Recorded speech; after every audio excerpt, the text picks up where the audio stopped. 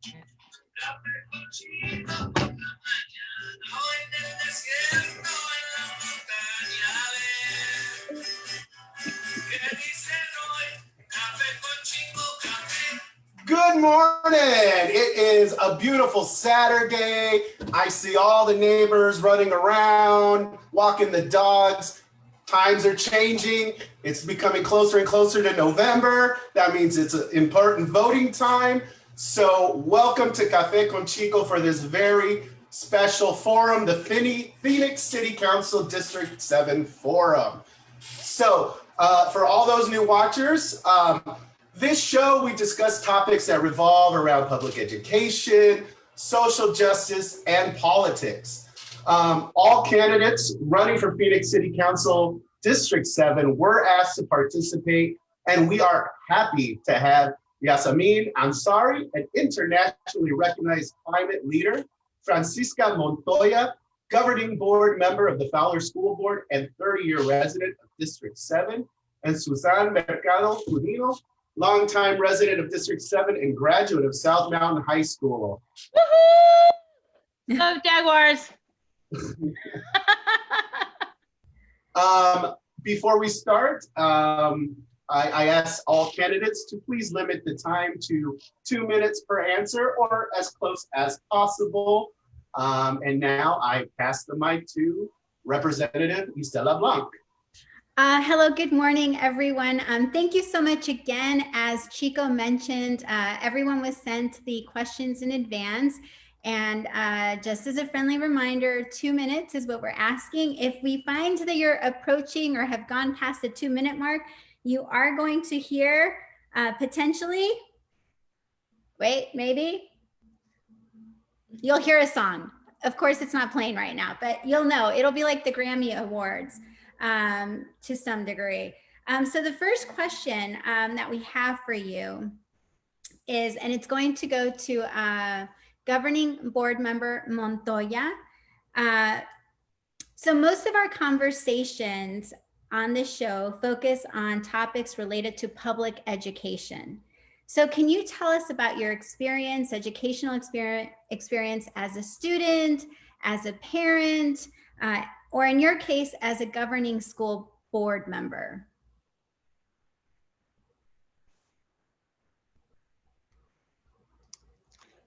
Thank you, Isela, and buenos dias, good morning, and thanks for the invitation to participate in this District 7 forum.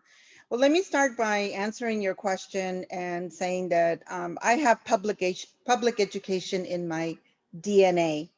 I attended a K through 12 public school. I graduated from Glendale Community College. It's a public college.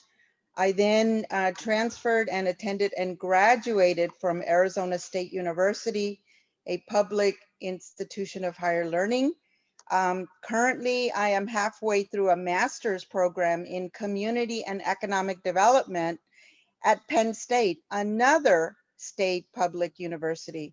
So as you can see, I'm a product of the public school system, and it's a school system that has provided me some great teachers and mentors along the way that help guide, shape, and form the adult I've become. Both of my sons, Stephen and Roque, attended public schools. And as a community member and volunteer, I have served on the governing board of Fowler Elementary School District for the past 10 years, another public school district, currently serving as president. So I consider myself a lifelong supporter of public education because 92% or 9 out of 10 students in Arizona attend public schools. I am a strong and firm supporter of public education because it's where learning takes place for the majority of our children and youth. And finally, I demonstrate this commitment as co-founder of the Arizona Latino School Board Association, where we identify, we train, and we recruit community members to run for school board. Thank you. Thank you so much. And same question to Miss Susan Mercado-Gudino. And the question is, we'd like to hear about your educational experience as a parent, as a student, or a community member. Okay, I'm gonna try and wrap this up in 2 minutes so I don't hear the music to cut me off. All right, so I went to public school. I went to C.J. Jorgensen School that was in my neighborhood, public school. Love it. I did try a parochial school. Wasn't for me in 7th grade. Went back to public school, graduated 8th grade elementary school from public school, went to South Mountain High School. All 3 schools were in my district as elementary. I went to South Mountain High School and I graduated, class of 95. Yay, go Jaguars. And it is a public school. I loved it. I took advantage of everything from their business courses. I'm a numbers person, took all their business classes, all my teachers, well, I have recommendations from my teachers back then, and those that are still around, I'm sure they will say great things about me. And I did go to community college. I went to community college when I am talking fast because I'm trying to reset 2-minute mark, get it all in. I did go to school. I went in high school. I did go to community college. I went to Phoenix College on Saturdays when I was in high school. And after high school, I did go to Phoenix College and I went to South Mountain Community College. I didn't go straight to a university just because I didn't want to be in debt. I didn't want to go and take out a loan and you can have grants and loans and like scholarships, but not everything's going to pay for it. And I didn't want to have to go through all of that and still come out when you graduate, you have this debt hanging over you. My motto, my dad taught me, is to live beneath your means. And so when you're in school, you don't make a lot of money. You're like, you're going to school, you're working. And as far as all of us in District 7, that's what we do. That's what you're always working, you're always struggling, you're always like multitasking. So what I've done is, as I went to school, I paid for my classes in full. I never took out loans, and so that I know the struggle of what it is to try and not just is living paycheck to paycheck, and also trying to go to school and to better yourself. And what I've learned is what my dad taught me and what I've learned, I'm trying to go on and teach to my son. And there's ways you can do it. And that's me. So when I started out of high school, then things happened. And of course, I had my son. There it is. But yeah, that's where I'm at.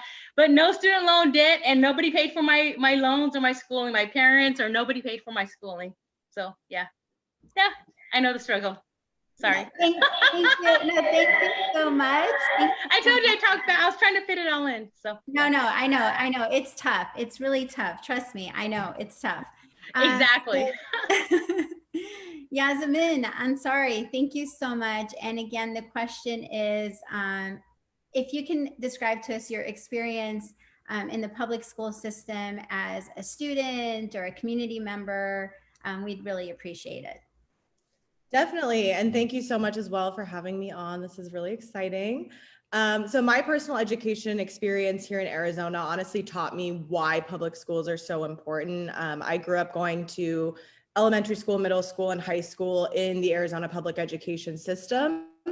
And I think what I really learned from it is that, you can really make your own experience at a public school, right? You can you choose the classes you take, you can decide to be involved or not. And I have the type of parents, my parents are immigrants. They came from Iran during the revolution in the 70s. They came to the US with pretty much nothing in their pockets. And from a young age, like not getting A's was not an option for me. Not taking the hardest honors and AP classes was not an option for me. And I was really lucky. I had really great teachers. One of my teachers, Christine Marsh, is currently running for the state Senate. So she was my teacher for 2 years. She actually wrote my college recommendation letters.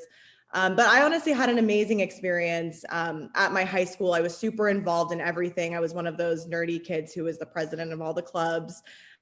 And honestly, all of that, and thanks to the great teachers that I had at my public schools here in Arizona, I was lucky enough to then go on and go to Stanford University, which was my dream school from when I was 10 years old. And I think all of this, honestly, like to me, that opportunity of working hard in the public school system and then getting accepted into one of the best schools in the country, it changed my entire life forever. I mean, the opportunities that I've had for that, I fully recognize my privilege from it because it fully changed my life. The job opportunities I've had, the career opportunities. So I'm really committed to investing in our public education because I think that, there's so many incredibly brilliant, talented people out there who just never get a shot.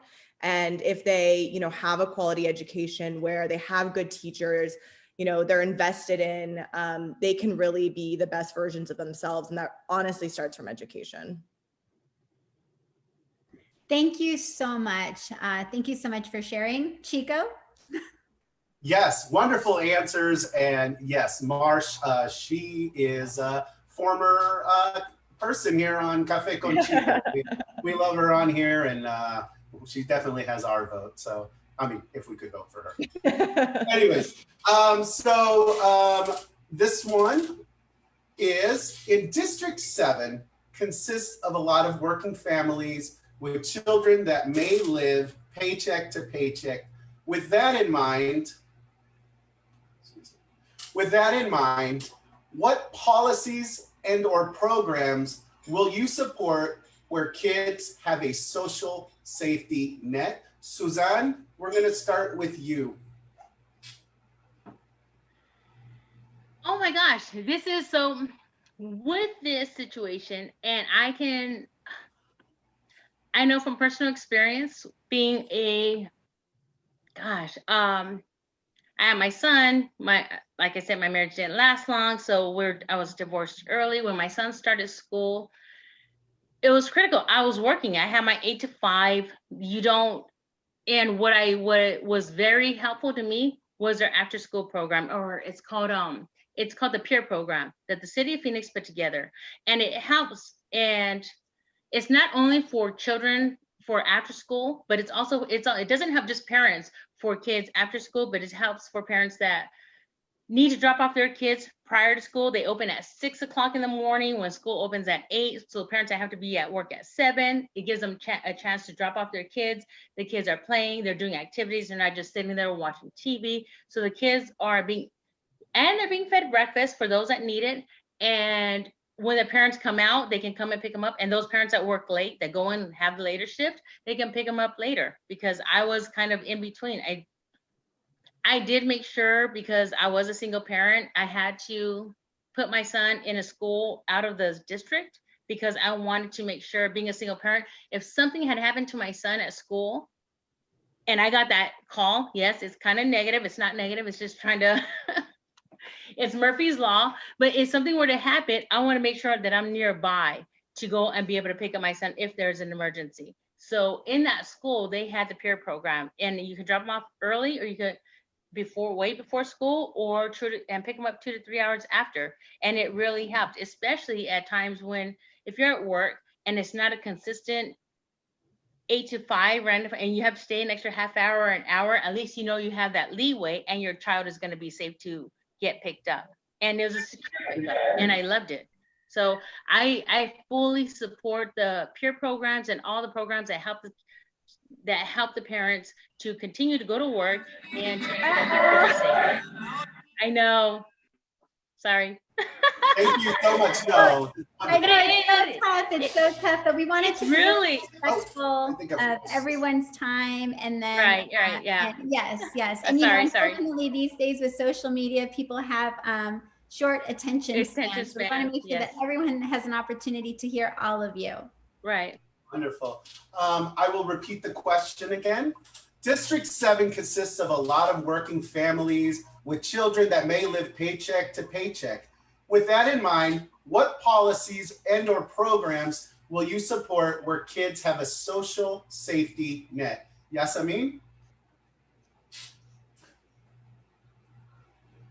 Sorry, a couple of things. First, I think we have to make preschool affordable and accessible to everyone. Some may know that the city of Tempe has already been working on universal pre-K, and I don't see any reason why Phoenix couldn't do the same thing. While we can't affect K through 12 education, we can significantly invest in our Head Start program that will make sure that families who are working have a place to have their kids go when they're under 5 years old. Second, I think the city needs to invest more in community centers. Kids whose parents work more than one job, which is often the case in District 7, need to have safe places to go both before and after school, especially when they're in that older range of, maybe being in middle school or in high school. And I think it's ridiculous that to this day, places like Levine, who have been promised a community center for so many years, politicians have just paid lip service and haven't made it happen. So that's absolutely something that as a city council member, one can do. A couple other ideas I have, I'd like to look into creating a public-private partnership for school supplies. Right now in District 7, a lot of times teachers are having to pay additional out of their salaries for school supplies. And there's other cities around the country that have developed partnerships where the city can then supplement some of that to support that, because teachers who are not already getting a good salary to begin with should not be paying any more out of their own pockets. But all in all, I'm really looking for, I think there's a lot we can do here. And again, other cities around the country have implemented very innovative ideas that we can look to. And I'm excited to work with community members to come up with more solutions to really make sure that we have a strong social safety net for all of our working families. Wow, thank you very much. Same question to Governing Board Montoya. Yes, so I have personal lived experience. As a child, I grew up in a large family of 7 kids, and my parents were members, the family, we were members of the working poor. So I saw what it was like, for my parents to live paycheck to paycheck, and having to decide when they did get paid, which bills to pay and which to put aside. And even as a child, I felt the tension and the financial stress that this placed on my parents. So in my campaign, I have made affordable housing a very important platform issue. I believe that housing plays a major and a key role in the stability of a child. We know that when children move from one apartment to another apartment, or from a rental house to another rental house, it really impacts their ability to learn, because stability in housing provides a solid foundation for a child. Now, there are 2 programs that the city offers, and they actually do a very good job. What we need to do is we need to expand those. One of them is Head Start. Head Start is a program, a federal program that's been around since the 60s, and it's a program that has proved that it helps children get ready and prepare their socialization so that when they enter kindergarten, they're ready to start learning all of the things that they learned in kindergarten. Another program that I believe the city does well, and unfortunately many of these programs were cut in the last recession, are the after school programs. And I say that because I have direct experience. I ran a nonprofit in South Phoenix for 5.5 years, the Stardust House. We were a neighborhood service and learning center, and we had an after school program. So I know what it's like when kids get out of school, they come to the after school program, they're hungry. And so they get snacks, they get homework, they get recreation, they get field trips, they get educational programming. And so these programs are very effective, and we need to expand those in the city of Phoenix. Thank you so much. Representative Blanc. Thank you so much. So as you guys might know, this week there was a vote in relationship to the Black Lives Matter mural and adding a Black Lives Matter sign on the street, if you will, thinking of Washington, D.C., or even something as close to here in Tucson, Arizona. So our question to you is, if you had to vote on that, how would you have voted and why? And Yassamin Ansari, if you could start, please. Sure. So in my honest opinion, while I definitely would have voted for it, I think it plays an important symbolic role. A mural obviously is not going to change the fact that people of color are disproportionately impacted by the Phoenix Police Department. The data shows it. I'm sure everyone at this point has seen the Arizona Republic piece with Phoenix PD data that shows that Black and brown people are disproportionately affected by violence. So I think a mural would have been awesome. I think what DC did is really cool, but I think much more importantly, we need to be looking at real systemic changes when it comes to reform and accountability of the police department. Looking at, making sure the civilian review board, first and foremost, when it gets set up, actually has teeth, so that the accountability measures put in place can help to rebuild trust. We need significant reform. We need much better training. We need to demilitarize the police so that people feel safe in their communities. I could go on about this forever, but I would like to direct people to my website, yassaminforphoenix.com. I've actually released a very detailed set of ideas around police reform and accountability. I believe it's like 5-6 pages long. And a lot of it comes from, again, policies that other cities around the United States have put in place that have been successful to reduce use of force incidents, and to just make sure that everyone feels safe, no matter their skin color, no matter what part of the city that they live in. Thank you so much. And to Governing Board Member Montoya, same question. As mentioned, there was a tough vote, or some people consider it a tough vote in terms of on voting on the Black Lives Matter mural. How would you have voted and why? So I think that the Black Lives Matter is a movement. It's alive here in Arizona as well as it is across the country. We've seen the movement grow over the last couple of years, and it has spread across pretty much every major city, including rural sections of our country. All movements, oh, am I muted? No, okay. So all movements use art as a form of expression. And I think that, as you mentioned, cities across the US have used the BLM art on streets. We know Washington, DC, New York, Austin, Cincinnati, Seattle, and then all across the state of California, Sacramento, San Francisco, Hollywood, Oakland. And I think what it boils down to when people want to be able to use this as an art form, they want to be heard. They want to have their humanity recognized. And art is one form of expression and manifestation that allows for people to feel like they're part of the community. And that's why I think that youth have been asking for this. Now, I understand that the request was to paint the letters BLM on First Street south of Jefferson. And that's what is now recognized as Diana Taurasi Way. I don't know Diana Taurasi personally, but I think that if she knew or had learned about this project, I would think that Diana Taurasi would have approved this, as would I. And so I didn't quite understand why the city of Phoenix didn't permit this as they have across the country, but I would have voted for it. Thank you so much for your response. And Susan, if you could please let us know how you feel about the vote and how you would have voted. All right, so I do agree with Yassamin, sorry. I'm so used to.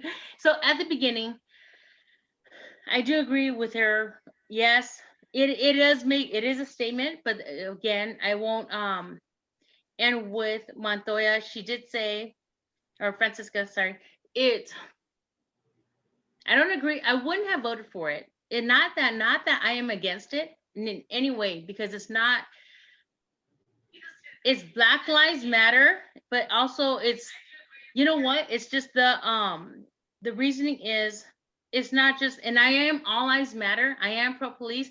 It's not saying, hey, police reform and let's get rid of police and defund the police. And it's not about that, because I've worked in law enforcement. I was with law enforcement for 4 years, and people need to understand, when you say defund the police, it's not you're getting rid of officers or you're reforming the police. You're defunding the whole police station. So you know what? When you say, do you want to defund the police? I say, no, I do not support pedophiles. Because did you know there are only 4 detectives for the city of Phoenix that are on cases for minor assaults, misconducts, missing children. So when you defund the police, you're not saying, you don't have the power to say, oh, we're taking money away from the actual police officers. You're taking money away from the whole police station, and it's up to the business administrator, which I was for state of Arizona for 4 years. It's up to them to budget out where that money goes. And you need to understand, if you want, it's all about, it has nothing to do with, yes, there are racist cops, there are paratrooper cops, there's good and bad in everyone and everything and everywhere around us. And you know what we need to do is hold the people. The problem is, and like Francisca said, it's accountability. Go to those police officers that were doing wrong and were paratrooping from the beginning, and hold them accountable, and also their superiors, and hold them accountable for allowing that. Because when you give an inch, people take a mile, and that's why we're in the situation we're in. You know what? It's not, you want to say, oh, defund the police and they need cameras. Well, you know what? You want to defund the police. Cameras are expensive. So, and it's not just a camera, it's the servers, it's the equipment, it's like the guards to protect them. It's all over. It's like, it's huge. It's not just like, oh, we hate the police or let's get rid of them. It's a huge umbrella. And I know, because I'm talking from experience, because I worked at Lewis Prison, the largest male prison in Arizona, and I worked at Perryville Prison, the only women's prison in Arizona. I took care of the business operations of the prison. I have wardens, I have deputy wardens, I have upper management above me at central office that will vouch for me and that I stick to my integrity and the policies. And it's like, okay, we got to make sure things happen. Yes, this is unsafe. And I'm like, this is unsafe. How are we going to do it? And it's like, you need to really feel your passion. We can feel your passion. Because I have the experience. Same thing with everything else. I have the experience. I'm like, people are acting out of anger. And okay, as far as the Black Lives Matter, I understand they want to do it. But like Montoya said, Francisca, sorry. I mean, it's not going to change anything. It's not, or Yassamin, sorry. It's not going to, someone's going to go on the street and see the Black Lives Matter, the BLM. And the other thing is, if the city did allow it, that means you would have to allow, it opens a whole can of worms. You're going to have to allow the cake. I'm so sorry that I had to mute you, but I want to keep it equal and fair to everybody. And because of that, we got to move on to the next one. So apologies for the mute. Speaking of passion, we're going to move on to Chico's passionate subject, which is in fact Red for Ed. So Chico. All right. So for the second time, me and many of my colleagues, we used an entire summer during the heat and a pandemic this time, collecting signatures for what was called Invested Ed the first time, and then Invested Ed 2.0 this time around. This time, with a little bit of luck, a miracle from the high court, Prop 208 is here. So my question is, where do you stand on Prop 208? If you support it, why do you feel it is important to your district? Governing Board Montoya, I will start with you. Thank you, Chico. Very important question. Public education, as we know, has suffered from funding cuts by the state of Arizona since 2008. Proposition 208, I think, represents restoring an investment in education.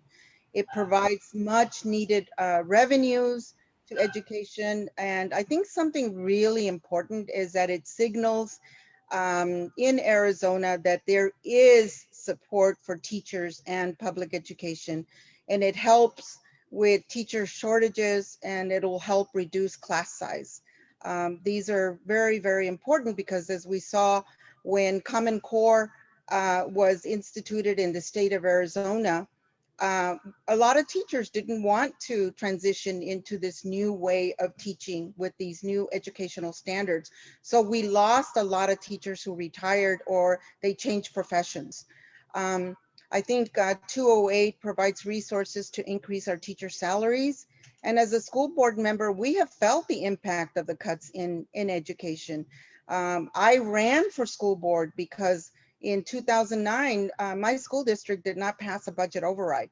And I knew what it would mean immediately in terms of cuts in programs and services to our students. So I've been on the board for 10 years, and in these 10 years, every budget override and bond election we have passed in our school district. And it places a burden, instead of the state providing the funding, it places a burden for our homeowners to pay that tax to be able to fund their local school, which I think is wrong. I think also, we see in Arizona that we don't have a qualified workforce. And why? Because our students graduate from high school and they don't have the qualifications to enter the workforce. So I think that at the end of the day, Prop 208 really provides for strong public schools that have the appropriate funding and resources that helps build strong neighborhoods and makes our community better. Thank you. Thank you very much. Susan Mercado-Gudino, same question. Where do you stand on Prop 208? And if you support it, do you feel it is important in your district, to your district? Oh my gosh. So I'm gonna keep it short. Yes, I strongly support Proposition 208. I did, when I was out getting signatures, I did have somebody else that was getting signatures for Prop 208, and it's not just, oh, here's this person or but I gave my support for Prop 208. I'm a over 40-year resident of District 7 in South Phoenix, not South Phoenix, and then I moved to Levine in the better development area. But what I did was, and you know what, I strongly support Prop 208 because Roosevelt School Board has been such a poor and low school district. Roosevelt School District is just very low, and we need teachers but when I was there, well, back in those days, decades ago, it was, I got a lot. I got straight A's. I made the principal's list. It was, and as times change, it's gone downhill, and there's so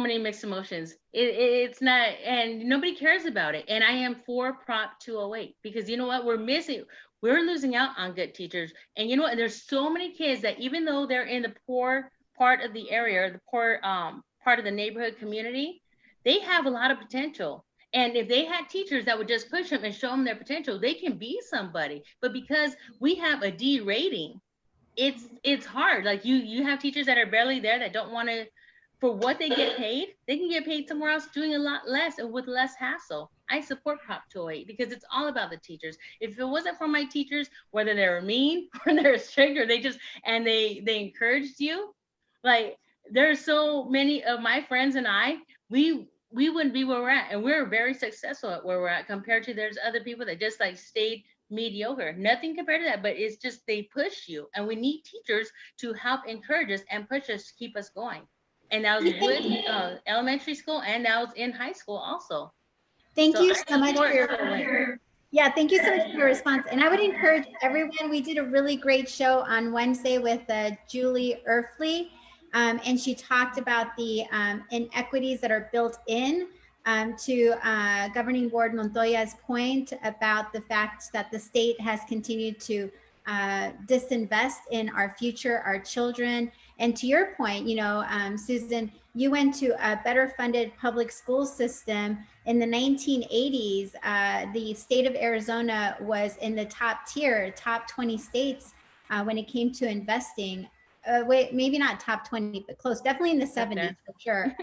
So the point being that, thank you so much. You kind of highlighted the inequities that have been built in through the system because of the Arizona State Legislature. So Yassamin, the question now goes to you. Yes. Before you answer that question, may I ask what year you graduated from high school? 2010. So 2010. So I'm really interested to hear your answer because the entire time you were in public schools here in Phoenix, Arizona, you never were fully funded. Right. So. True. Well, I just wanted to show my sign. I have a horrible setup here, so I couldn't really do what you've got going on there, Chico. And I'm wearing the shirt. But yes, I obviously absolutely support Prop 208. I'm so excited about it. One of my good friends has been working on it. But I think what I'm really excited about is that, you know, it's going to generate $1 billion in new revenue. And right off the bat, that means that for District 7, we can hire qualified teachers and actually pay them the salary they deserve as a result of passing Prop 208. Teachers are not getting compensated to the level that they deserve. They don't get enough to actually, you know, many teachers work 2 jobs. That is unjust, and that should not be happening in the wealthiest country in the world.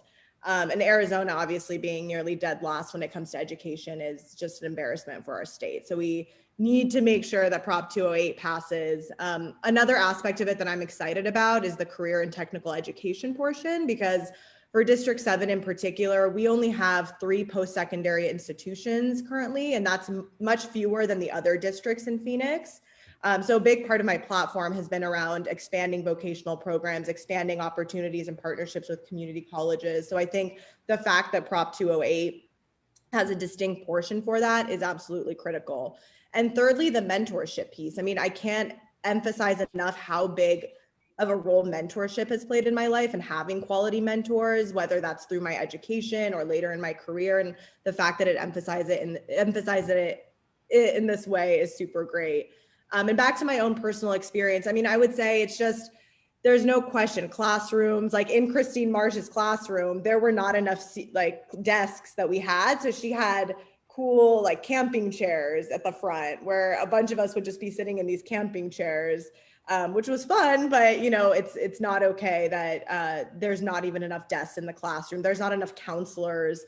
You know, when you have a private institution, you have 1 counselor for like 10 students. And obviously that one-on-one attention can really help in the college application process and really help. But at a public school, like the one I went to, 1 counselor is responsible for like 100 students, maybe more than that now, in a class size of 500. So this is huge, it's imperative. Prop 208, yay. Very passionate about Prop 208, like Chico himself. So I want to say thank you to all of you for having participated and having joined us this early on a Saturday morning, especially taking time from your campaign. And so we just want to remind everyone that if you are not registered to vote, you have until October 5th to make sure you get registered to vote. Your vote is so incredibly important. That's what you know, ensures that your voice is actually heard at all levels. We also want to remind everyone that on October 7th, that is when ballots will start being mailed out. And so many of you probably have already received this, what's on my ballot. And I know Chico and I have been talking about how we're going to try to bring attention to what is in your ballot and how can we guide you through the voting.